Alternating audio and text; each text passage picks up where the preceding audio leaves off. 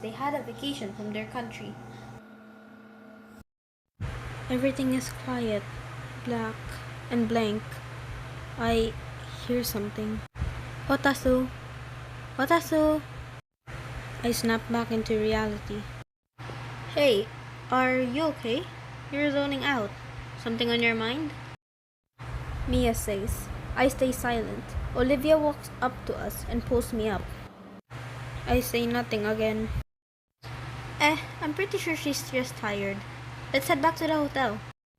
Olivia says. Mia nods in agreement. I follow them back to the hotel. Sorry, I didn't know how to respond. I finally say something. Mia replies, I thought you were... Never mind. Well, yeah, I just assumed you were tired. We're at the entrance.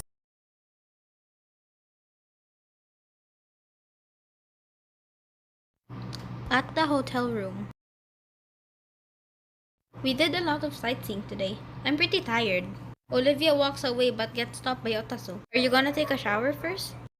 Yeah, I am. Why? You wanna go first? No, I'm fine. Sure, go ahead, Livia. Mia throws herself onto the bed and takes out her phone. Hey, wait. That's my bed. Oh. Oh well, you can use my bed. Otasu stares at Mia. Fine, fine. Don't give me that stare. Thank you, my dear friend. Hmm? Where did my friends go? Either way, since they're not here, I'm taking a shower first. They really aren't here. Wait, don't tell me. They left without me?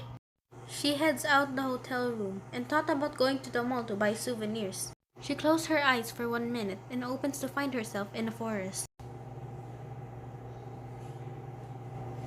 She gets worried and tries to call her friends, but no one picks up.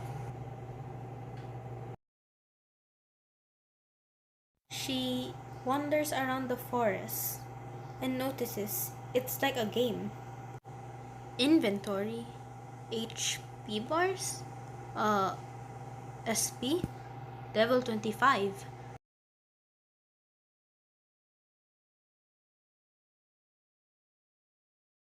She continues to search around the forest to find the city, but she couldn't. She was filled with anxiety due to the new place she was in.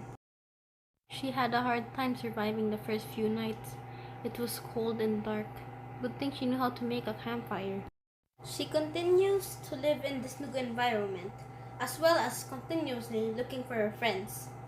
She also made new ones along the way.